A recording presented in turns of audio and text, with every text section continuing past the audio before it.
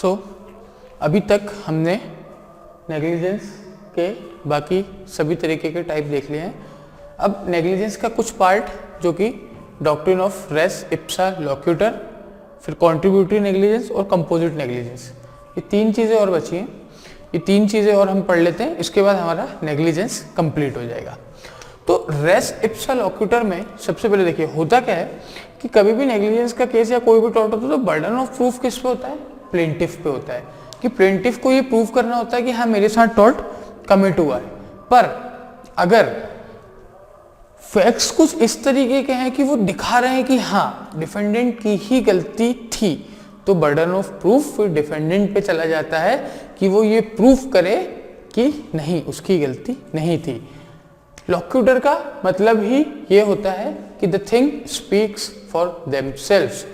ये डॉक्ट्रिन जो है रेस इप्सा लोक्यूटर, इसका मतलब होता है थिंग स्पीक्स फॉर इटसेल्फ। तो इसमें होता क्या है देखिए अपन एग्जाम्पल से समझते हैं।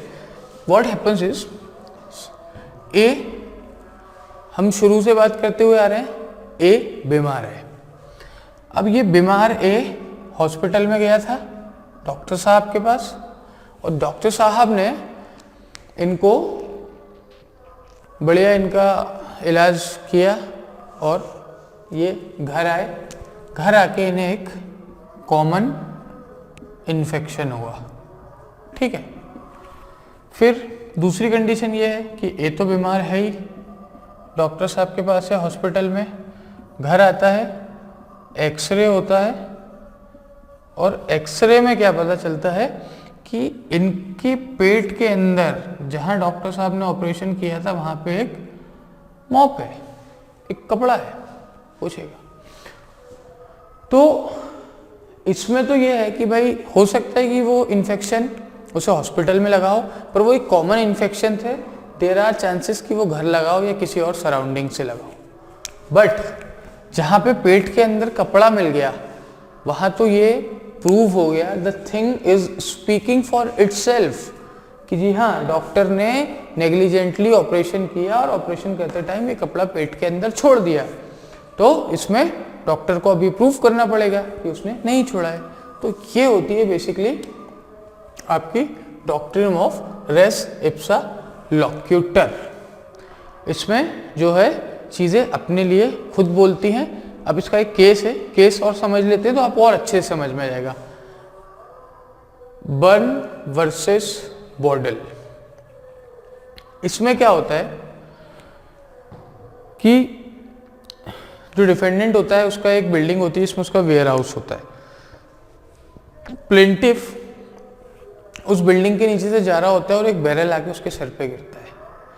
अब क्योंकि उस बिल्डिंग में सिर्फ और सिर्फ वेयर हाउस होता है और कोई भी इनहेबिटेंट नहीं, कोई नहीं रहता, तो जज ये कहते हैं कि जो बैरल है वो खुद से चल के तो गिर नहीं सकता, किसी ना किसी ने तो नेग्लिजेंटली उसे रोल किया होगा या धक्का दिया होगा, तभी आकर वो इनके ऊपर गिरा।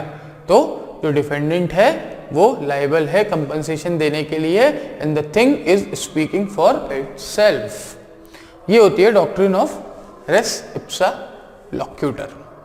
अब बात आती है कॉन्ट्रीब्यूटरी नेग्लिजेंस की। तो कॉन्ट्रीब्यूटरी नेग्लिजेंस क्या होता है कि जहां पे डिफेंडेंट की नेग्लिजेंस तो रहती है, प्लेंटिफ की भी उतनी ही नेग्लिजेंस रहती है। कैसे? देखिए, एक बस है, बस का जो ड्राइवर है बहुत नेग्लिजेंटली ड्राइव कर रहा है, पर ये हमारे भाई साहब जो हैं ये भी छत पे बैठे हुए हैं और गिर गए। तो छत पे बैठना तो अलाउड नहीं होता ना, तो जितना नेग्लिजेंट ड्राइवर था उतने ही नेग्लिजेंट ए भी थे। तो दोनों ने नेग्लिजेंस दिखाया, दोनों के पार्ट पे नेग्लिजेंस है, तो एक कॉन्ट्रीब्यूटरी नेग्लिजेंस हो गया। तो अब कॉन्ट्रीब्यूटरी नेग्लिजेंस हुआ तो होता क्या है इसमें कि इसके कुछ कंसेप्ट होते हैं, जैसे कि concept of appropriation. Concept of appropriation में क्या होता है कि जो डैमेजेस रहते हैं वो कुछ आधे आधे कर दिए जाते हैं। जैसे कि अब ए डी पे कंपनसेशन के लिए क्लेम करेगा, तो सपोज करिए कि डी जो उसे 100% कंपनसेशन देने वाला था वो उस कॉन्ट्रीब्यूटरी नेग्लिजेंस के बाद 50% ही कंपनसेशन देगा। कितना कंपनसेशन देगा? 50%। क्यों? क्योंकि ए भी नेग्लिजेंट था, ए भी अपने पार्ट पे नेग्लिजेंट था। Because A was also negligent on his part, so he will get 50% of compensation. ये होता है कंसेप्ट ऑफ अप्रोप्रिएशन। अब हम बात करते हैं डॉक्ट्रिन ऑफ लास्ट अपॉर्चुनिटी की। इसमें क्या होता है कि कभी कभी 100% डैमेज भी चला जाता है। कैसे चला जाता है? 100% डैमेजेस जो होते हैं, 100% कंपनसेशन जो होते हैं, कैसे चले जाते हैं? देखिए, होता क्या है कि मान लीजिए बटरफाइड वर्सेस फॉरेस्टर का केस है, ठीक है। इस केस में ये होता है कि जो डिफेंडेंट होता है वो एक सड़क किनारे पोल रख देता है। ये अपनी गाड़ी लेकर के आ रहे होते हैं और इनकी गाड़ी उससे टकरा जाती है। कैसे टकरा जाती है? क्योंकि नेग्लिजेंटली और रैशली ड्राइव कर रहे थे। तो कोर्ट ये बोलता है कि जो प्लेंटिफ है उसके पास लास्ट अपॉर्चुनिटी थी। अगर वो विद ड्यू केयर गाड़ी चला रहा होता तो शायद एक्सीडेंट नहीं होता। और मानते हैं कि he was negligent on his part, the defendant forester was negligent on his part. But अगर प्लेंटिफ अपने हिसाब से अच्छे से गाड़ी चला रहा होता, एक मिनिमम स्पीड पे चला रहा होता, एक नॉर्मल स्पीड पे चला रहा होता, तो शायद वो एक्सीडेंट नहीं होता। तो ही इज ऑल्सो नेग्लिजेंट। और क्योंकि लास्ट अपॉर्चुनिटी प्लेंटिफ के पास थी तो उन्हें किसी भी तरीके का कोई भी कंपनसेशन नहीं मिलेगा। दूसरा केस है Davies versus man, MANN। Davies versus man में क्या होता है कि ये डिफेंडेंट भाई साहब थोड़े अतरंगी थे। इन्होंने क्या किया, अपने गधे को, डोंकी को, उसके दोनों चारों पांव दो के पैर में बांध के उसे रोड पे छोड़ दिया। अब वो बेचारा जाएगा। लेकिन ये जो है ये अपना हॉर्स चैरियट लेके आ रहे थे और इतनी तेजी से लेके आ रहे थे, इतनी तेजी से लेके आ रहे थे कि उस डोंकी को इनने देखा तो, पर इनके घोड़े रुके नहीं और घोड़े गधे के ऊपर से चलते बने। गधे को हुआ डैमेजेस, इंजरी हो गई। अब इन्होंने इन पे केस किया कि भाई ये क्या बात हुई, आपने गधे को बांध के रोड पे छोड़ दिया। तो फिर कोर्ट ने यही कहा कि अगर आप रैशली नेग्लिजेंटली इतनी तेज स्पीड में अपने घोड़े को और घोड़े गाड़ी को लेकर नहीं आ रहे होते तो शायद एक्सीडेंट को अवॉइड कर सकते थे। तो लास्ट अपॉर्चुनिटी आपके पास थी और आप किसी भी तरीके के कंपनसेशन के लिए क्लेम नहीं कर सकते। ये होती है डॉक्ट्रिन ऑफ लास्ट अपॉर्चुनिटी। इसके बाद लास्ट जो कंसेप्ट है वो है कंपोजिट नेग्लिजेंस का। कंपोजिट नेग्लिजेंस कॉन्ट्रीब्यूटरी नेग्लिजेंस से अलग होती है। कॉन्ट्रीब्यूटरी नेग्लिजेंस में दोनों का बराबर की नेग्लिजेंस होती है। कंपोजिट नेग्लिजेंस में क्या होता है कि प्लेंटिफ एक होता है, डिफेंडेंट एक से ज्यादा होते हैं, ठीक है। अब होता क्या है, सपोज करिए A, B और C ये तीनों डी के घर को ब्लास्ट करने के लिए किसी जगह पर कुछ कुछ सामान प्रोवाइड करते हैं, जैसे गन पाउडर, फ्लेम, ये सारी अलग अलग तरीके की जो मटेरियल होते हैं एक्सप्लोजन वाले वो सप्लाई करते हैं।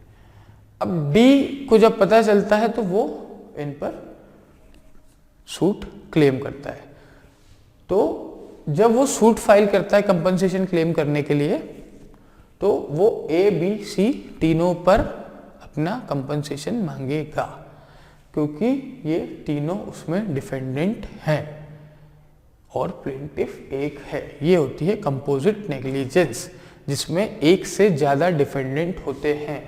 वैसे कंपोजिट नेग्लिजेंस का जो कंसेप्ट है बहुत ही कम पूछा जाता है, बट फिर भी एक अंडरस्टैंडिंग के लिए आप समझ लीजिए। और एक बहुत ही नॉर्मल सी चीज़ है कि कंपोजिट नेग्लिजेंस में डिफेंडेंट एक से ज़्यादा होते हैं, प्लेंटिफ एक ही होता है। और अब हमने रेस इंटरलोक्यूटर देख लिया, कॉन्ट्रीब्यूटरी नेग्लिजेंस देख ली, कंपोजिट नेग्लिजेंस देख लिया। ये हमारा नेग्लिजेंस का सेक्शन खत्म होता है। अब हम दूसरे टॉर्ट की तरफ बढ़ते हैं।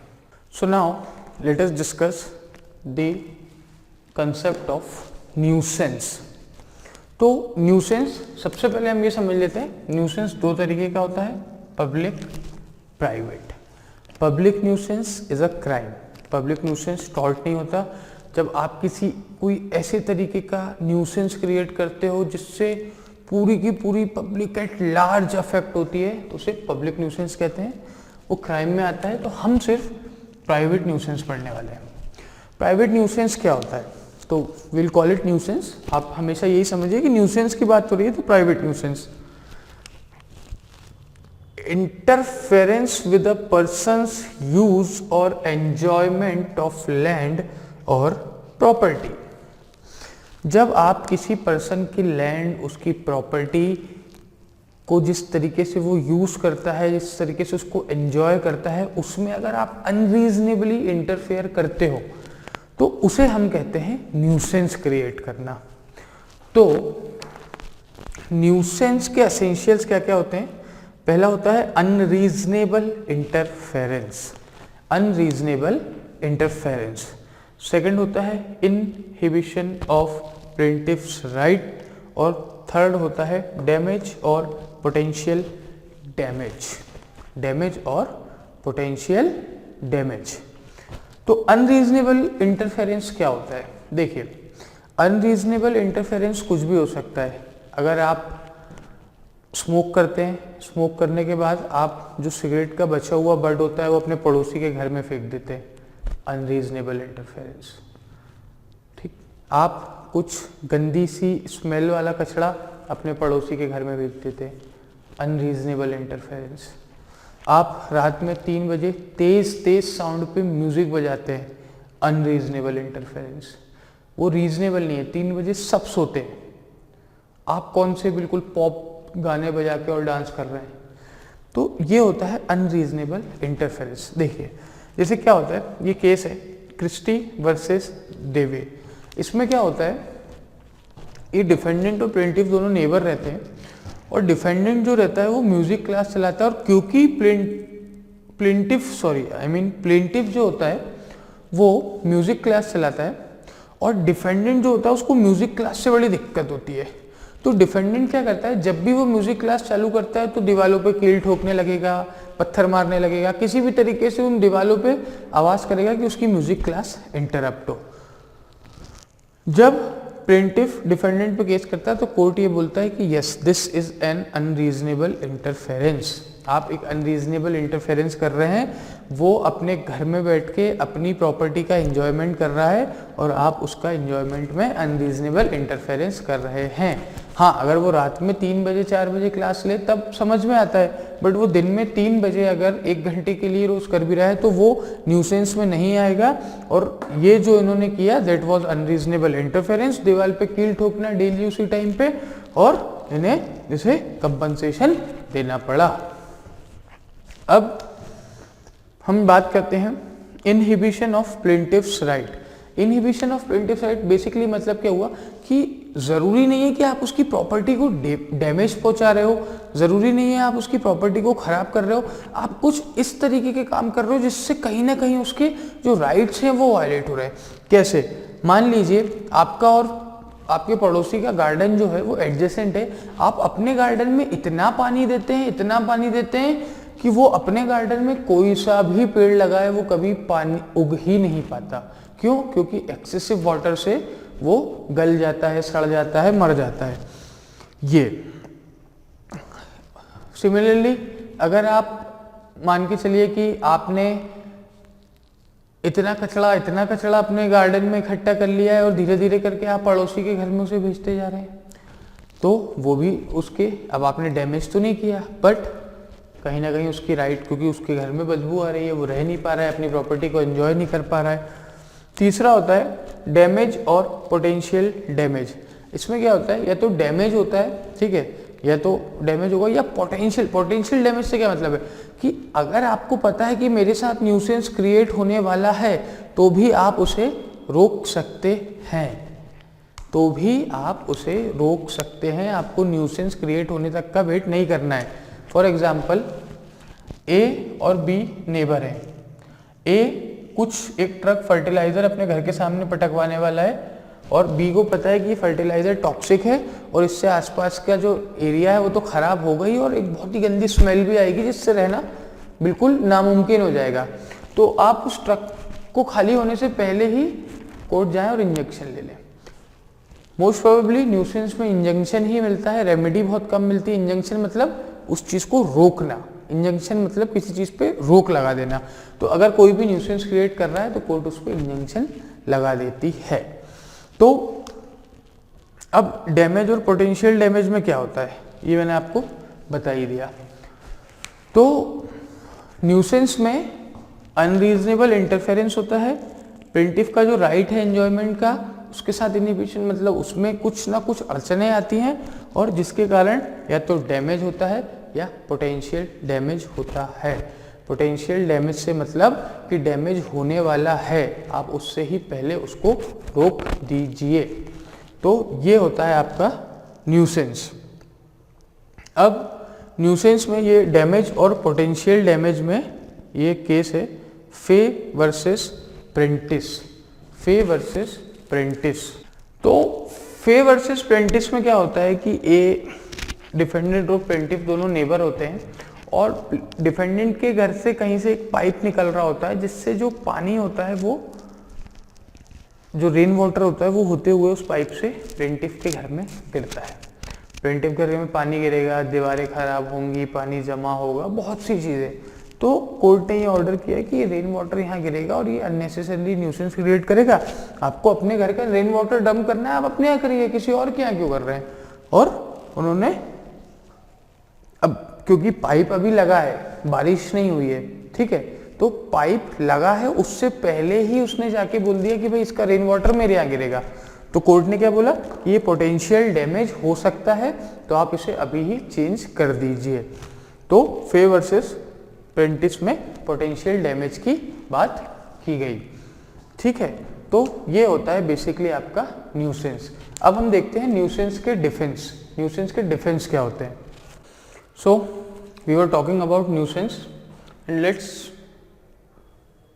Talk about the defence available in nuisance. तो पहला डिफेंस है सेंसिटिव प्लेंटिफ। क्या है? Sensitive plaintiff. अब देखिए सेंसिटिव प्लेंटिफ क्या होता है। बेसिकली ये समझिए कि न्यूसेंस एक रीजनेबल मैन की टॉलरेंस पे होती है।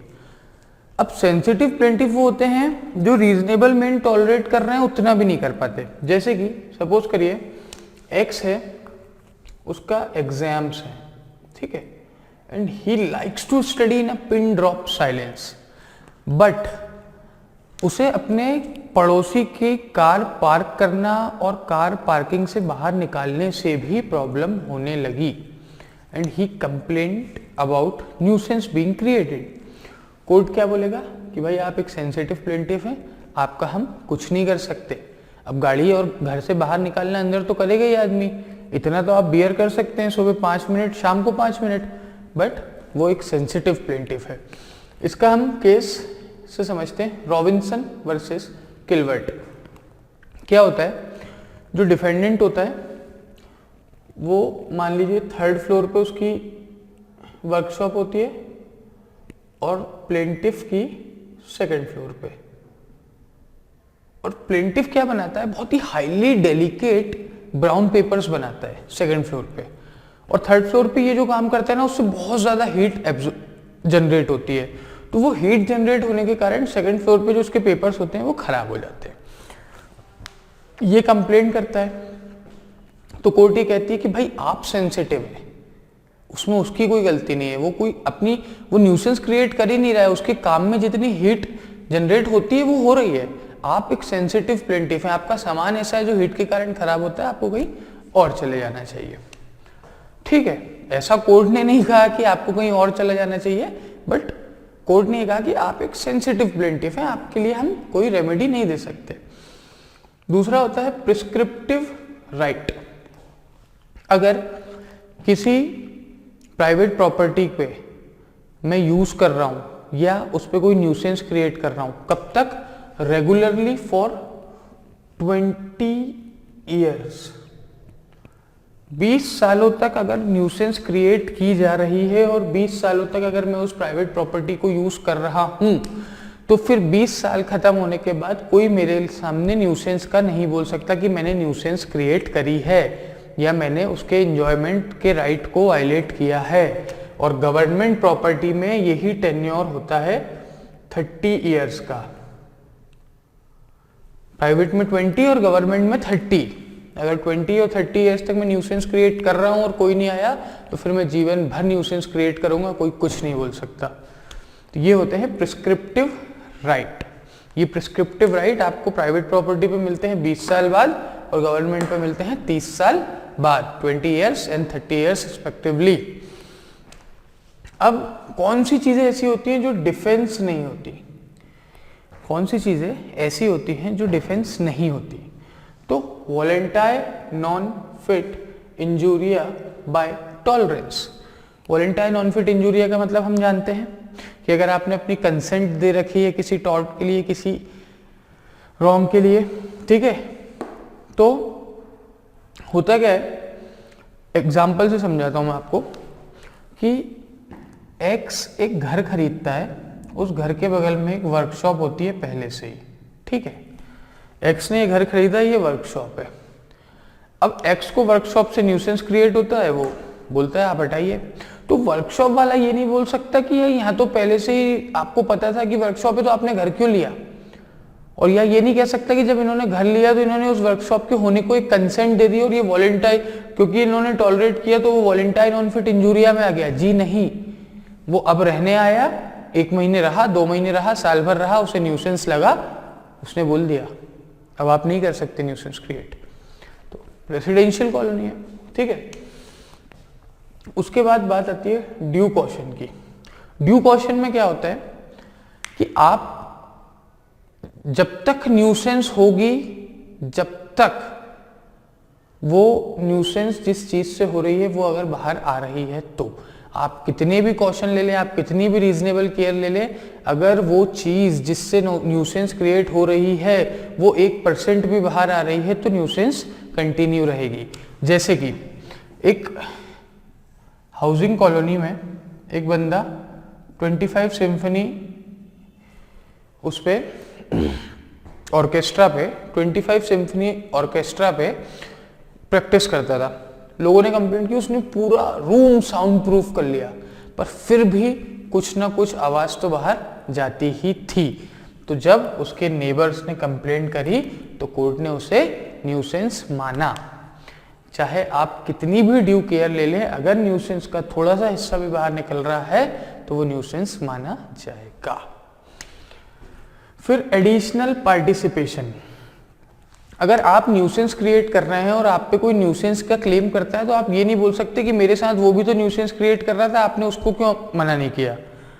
समझ रहे हैं? एग्जाम्पल से समझाता हूं। देखिए, एक्स का ये घर है, ठीक है, वाई इसके सामने गाड़ी खड़ी करता है। एक्स ने कुछ नहीं बोला, बहुत बड़ा गेट है, कुछ नहीं बोला, फिर भी उसके पास एम्पल अमाउंट ऑफ जगह है आने जाने के लिए। थोड़े दिन बाद क्या हुआ कि जेड भी खड़ी करने लगा। तब एक्स ने जेड पर क्लेम कर दिया कि भाई नहीं, आप न्यूसेंस क्रिएट कर रहे हैं, आपने मेरे आने जाने का रास्ता बंद कर दिया। तो जेड ये नहीं बोल सकता कि वाई भी तो खड़ी कर रहा है, उसको क्यों नहीं हटा रहे हो। जेड ये नहीं बोल सकता, न्यूसेंस उसे आपकी गाड़ी से क्रिएट हो रही है तो वो आप पे क्लेम करेगा। आप ये नहीं बोल सकते कि इस न्यूसेंस में किसी का एडिशनल पार्टिसिपेशन है, ठीक है। Last is general good. General good basically government तो जनरल गुड के लिए न्यूसेंस करती है। हमने बात की थी, अगर गवर्नमेंट मेट्रो बना रही है, मेट्रो से कुछ भी न्यूसेंस क्रिएट हो रहा है, आप उस पर क्लेम नहीं ला सकते। लेकिन अगर कोई फार्मास्यूटिकल कंपनी किसी हाउसिंग कॉलोनी में लोगों को फ्री में बांटने के लिए मेडिसिन मैन्युफैक्चर करना शुरू कर दे, that is not a general good. समझ रहे हैं आप? वो न्यूसेंस होगा। आप जनरल गुड के लिए न्यूसेंस क्रिएट नहीं कर सकते, क्योंकि आप जब एक रेसिडेंशियल कॉलोनी में मेडिसिन मैन्युफैक्चर करेंगे तो उसका वेस्ट निकलेगा, टॉक्सिक वेस्ट होगा, लोगों की हेल्थ पे अफेक्ट होगा, वहां का पानी कंटेमिनेटेड होगा, तो जनरल गुड के लिए आप जो है न्यूसेंस क्रिएट नहीं कर सकते। तो ये आपका चैप्टर हुआ न्यूसेंस का। अब हम बात करेंगे ट्रेसपास की।